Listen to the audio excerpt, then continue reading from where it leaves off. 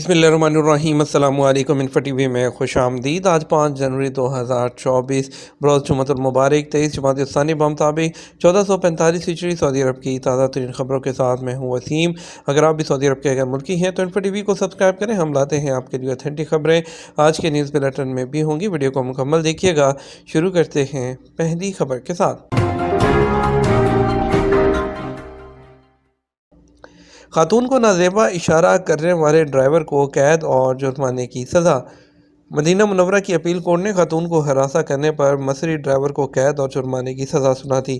سبق نیوز کے مطابق مدینہ منورہ میں ایک مصری ڈرائیور جو کہ پرائیویٹ بس ڈرائیور تھا، اس نے خاتون کو نازیبا اشارہ کیا تھا، جس پر خاتون نے اس کی ویڈیو بنائی اور اسے پولیس کو بھیج دیا۔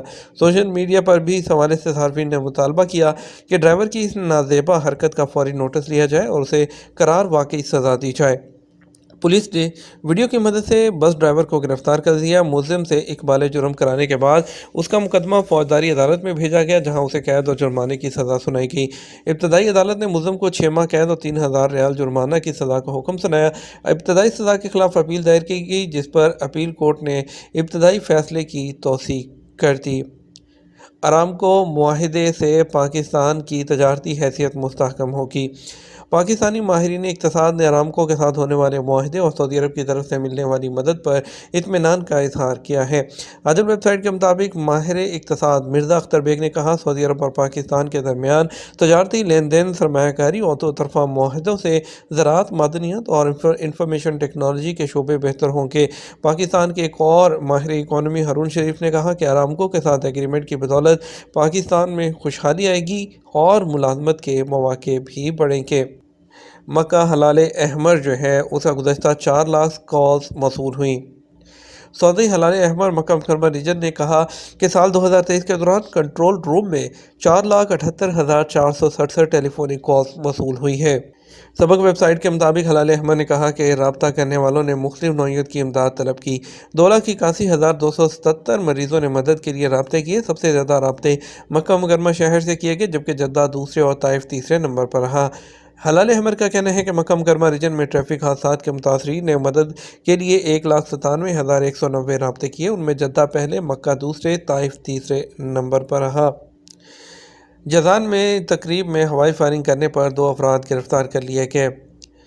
نجران پولیس نے سماجی تقریب کے دوران ہوائی فائرنگ کرنے پر 2 سعودی شہریوں کو گرفتار کر لیا۔ عدل ویب سائٹ کے مطابق محکمہ امن امان کا کہنا تھا کہ ملزمان نے سماجی تقریب کے دوران ہوائی فائرنگ کر کے نہ صرف اپنی بلکہ وہاں موجود دیگر لوگوں کی زندگی کو بھی خطرے میں ڈال دیا تھا۔ امن امان کا کہنا تھا کہ سماجی تقریب کے دوران ہوائی فائرنگ میں استعمال ہونے والے ہتھیار ضبط کر لیے گئے۔ ملزمان کو ابتدائی قانونی کارروائی کر کے پبلک پروسیکیوشن کے حوالے کر دیا گیا۔ سعودی عرب میں 4 دن میں 2000 لیبر مقدمات۔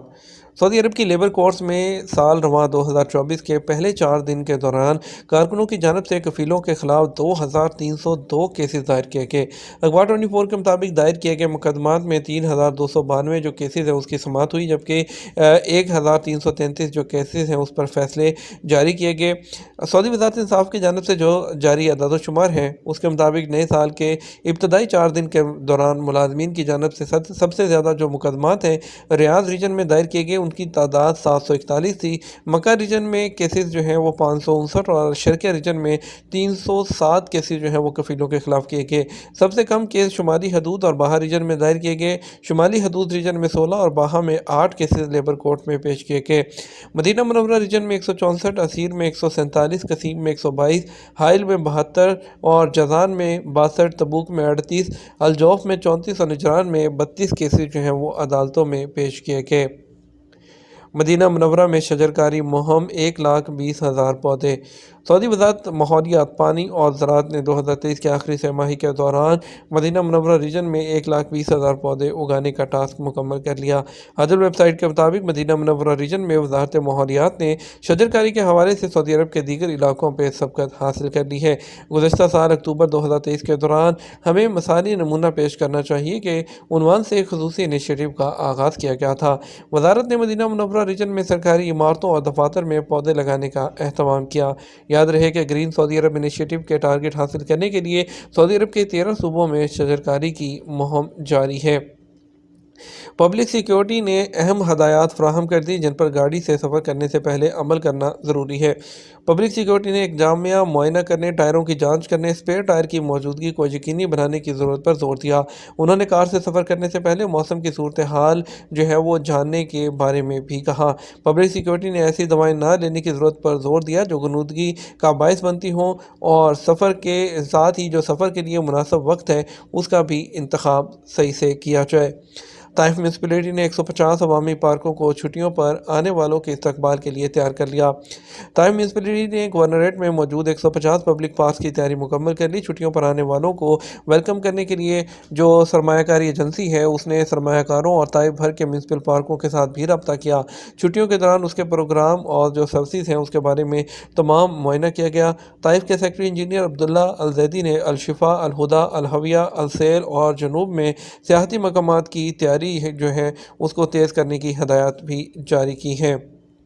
سیریم جو کہ ہوا بازی کے تجزیات فراہم کرنے والی ایک عالمی فرم ہے، اس نے مشرق وسطیٰ اور افریقہ میں جو ایئر لائنز ہیں اس میں 2023 میں جس نے وقت کی پابندی سب سے زیادہ کی ہے ان کے بارے میں عدد و شمار وہ جاری کیے ہیں۔ 80 ایئر لائنز ان میں سب سے عمان ایئر وہ پہلے نمبر پر ہے۔ 2023 کی تازہ ترین on time performance review report کے مطابق آیا ہے جو وقت پر پرواز کی روانگی کے وقت تجزیہ پر مبنی ہے، اور جو انہوں نے اپنے ڈیٹا کو وہ 600 سے زیادہ ذرائع سے حقیقی وقت میں ہوا بازی کی جو معلومات ہے وہ حاصل کی ہے، اور اس میں سب سے پہلے عمان ایئر 92.53% اور اس کے بعد اس کے علاوہ رائل جو اردن ہے وہ 92.36 کے ساتھ ہے جنوبی افریقہ کی، اس کے بعد رائل اردن ہے 87.51، قطر ایئر ویز ہے 85.11%، اتحاد ایئر ویز ہے 82.90% کے ساتھ۔ سعودی عرب کے معروف موسیقی کی انٹرٹینمنٹ کمپنی MDL بیسٹ نے 18 اور 19 جنوری 2024 کو جدہ کے تاریخی علاقے البلد میں البلد بیسٹ میوزک فیسٹیول ہے اس کی واپسی کا اعلان کیا ہے۔ بلاد بیسٹ فیسٹیول اس سال 60 سے زائد فنکاروں اور موسیقاروں کی شرکت کے ساتھ منعقد ہو رہا ہے۔ جو البلد ہے اس کی قدیم تاریخی عمارتوں کے درمیان ایک مخصوص طرز تعمیر کے ساتھ شاندار تھیٹروں میں سب سے زیادہ طاقتور شو پیش کریں گے، جہاں مرکزی theatre hip hop music stage کے علاوہ اور روشن ترین جو ستارے ہیں ان کی کانسرٹس کی میزبانی کرے گا، اور اس کے علاوہ وہاں پر اس ایونٹ میں حصہ لینے والے جو فنکار ہیں ان میں سٹار ٹائی ڈولا سائن، مشہور ہپ ہاپ گروپ وہ تانگ کلان اور الیکٹرانک میوزک کی تینوں میجر جو لیزر ہیں اور ریپرز ہیں وہ تمام اس میں شامل ہوں گے۔ جو لوگ اس میں شرکت کے خواہش مند ہیں وہ MDL بیسٹ کی آفیشیل ویب سائٹ کے ذریعے ٹکٹ خرید سکتے ہیں، اور یاد رکھیں کہ ٹکٹیں 2 کیٹیگریز میں ہیں جس میں جنرل ٹکٹ ہے اور VIP ٹکٹ ہے، اور دونوں ٹکٹوں کے لیے جو خریدنے پر خصوصی قیمتیں وہ پیش کی گئی ہیں۔ دنیا سے بہت بلندی پر ہسپانوی ہوائی غبارے کے پائلٹ کی سعودی عرب کے العلا پر پرواز۔ ہوائی غباروں سے کاسٹیلو کی محبت 14 سال کی عمر میں شروع ہوئی جب اسکول میں کھانے کے وقفے کے دوران انہوں نے اپنے ہم جماعتوں کے ساتھ ایک ایسے ہی غبارے کو قریبی کھیت میں اترنے سے پہلے فضا میں پرواز کرتے دیکھا۔ کاسٹیلو نے کہا پچھلے سالوں کے دوران ہوائی غبارہ ایک نایاب نظارہ ہوتا تھا جو حقیقی زندگی سے زیادہ فلیش فاگ کی مہم جوئی سے وابستہ تھا۔ سینکڑوں بچے اس کی طرف بھاگا کرتے تھے۔ ان کا کہنا تھا کہ وہ جب 2 سال بعد جب وہ کام کرنے کی عمر کو پہنچ گئے تو انہوں نے ہوائی غبارے کا پائلٹ بننے کے لیے گرمیوں کی نوکریوں سے پیسے بچانا شروع کیے۔ انہوں نے ہوائی غبارے کے پائلٹ کے طور پر اپنی تربیت شروع کی۔